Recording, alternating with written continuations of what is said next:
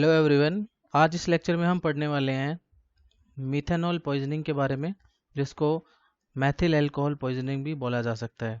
Okay, क्या होता है इस पॉइजनिंग के अंदर? तो यहाँ आपको याद रखना है कि अगर कोई भी पर्सन मिथाइलेटेड स्पिरिट जो है अगर उसको कंज्यूम कर लेता है, या फिर कोई एक लिक्विड जिसके अंदर क्या हो, मैथिल अल्कोहल का अडल्ट्रेशन हो, अगर उसको क्या कर लेता है, कंज्यूम कर लेता है, तो उसकी वजह से क्या हो सकता है, मैथिल अल्कोहल पॉइजनिंग हमें देखने को मिल सकती है। ये जो मैथिल अल्कोहल है ये क्या कोज करता है? ये जो मैथिल अल्कोहल जो है, जिसको अपन मीथानॉल भी बोलते हैं, ये सीएनएस को डिप्रेस करता है। तो ये एक माइल्ड सीएनएस डिप्रेसेंट की तरह भी एक्ट करता है।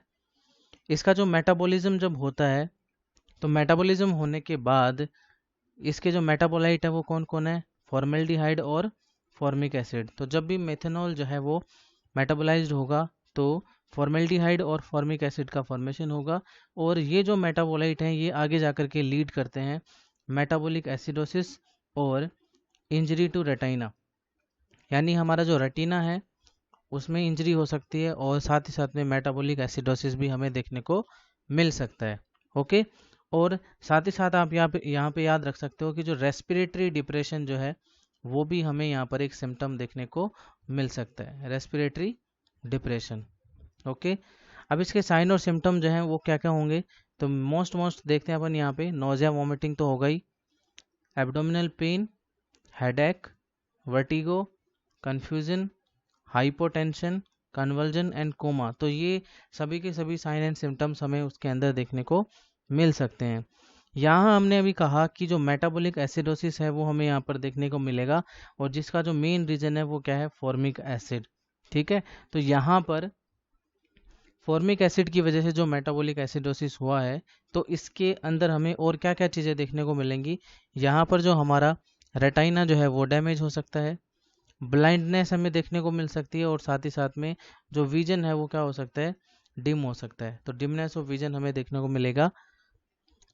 इसका ट्रीटमेंट जो है वो क्या होगा? तो ट्रीटमेंट के लिए आप देखिए यहाँ पे कि नंबर 1 हमें यहाँ पर क्या करना पड़ेगा कि जो पेशेंट है उसको हमें डार्क रूम में रखना पड़ेगा।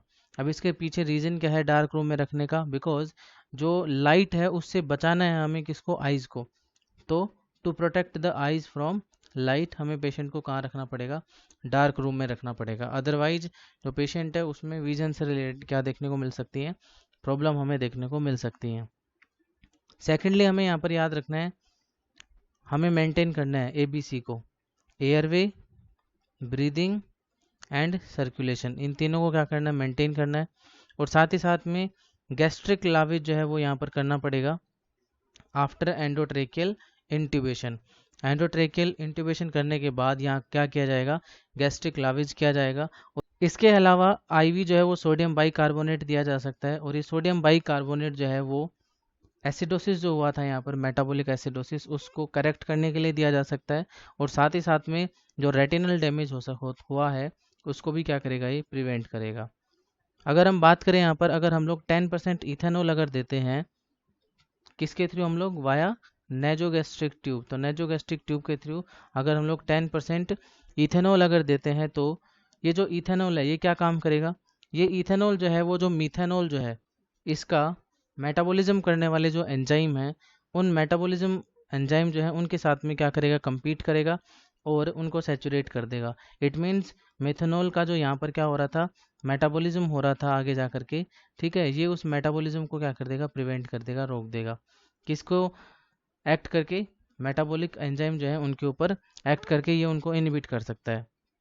नेक्स्ट देखें यहाँ पर हमारे पास में कौन कौन से मेटाबोलाइट बन सकते हैं मिथेनॉल के? तो याद रखना, फॉर्मेल्डिहाइड और फॉर्मिक एसिड जो है ये दो क्या हैं हमारे पास में? मेटाबोलाइट्स हैं। किसके? मिथेनॉल के।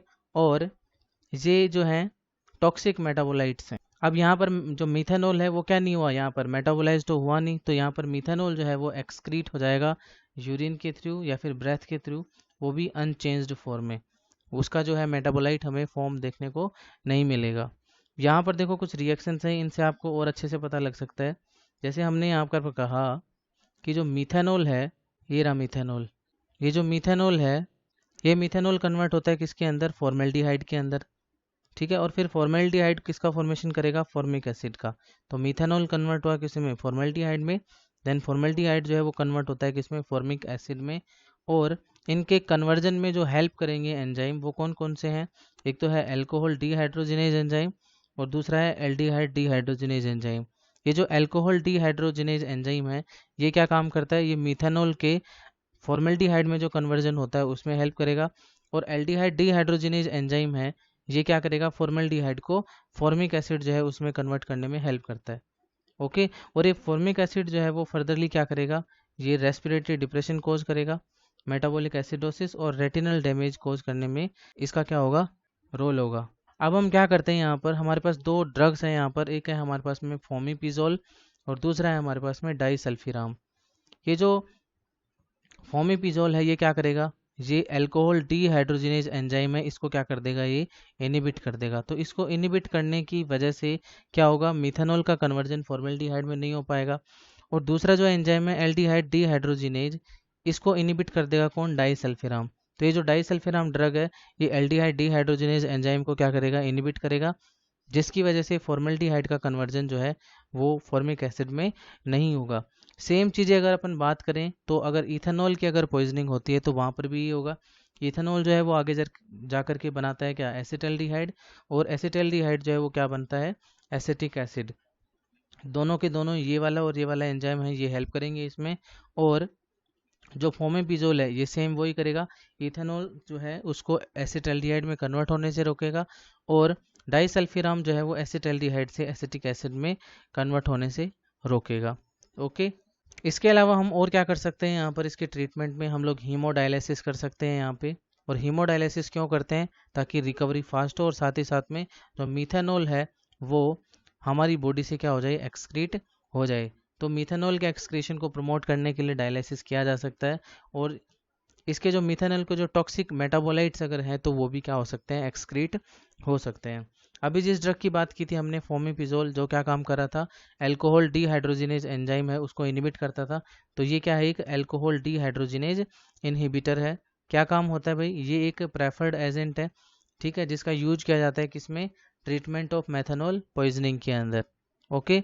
और साथ में साथ आपको यहाँ पर याद रखना है कि ट्रीटमेंट ऑफ पॉइजनिंग में हम लोग इथेनॉल का भी यूज कर सकते हैं। इथेनॉल जो है वो एक तरह से जो मेथिल अल्कोहल पॉइजनिंग है उसमें एंटीडोट की तरह काम करता है। लेकिन अगर हम लोग इथेनॉल और फोमिपिजोल का अगर यूज करते हैं तो जो फोमिपिजोल है इसका जब हम लोग यूज करेंगे तो हमें CNS का जो डिप्रेशन है, जो एक एडवर्स इफेक्ट है, वो हमें यहाँ पर रेयरली देखने को मिलेगा।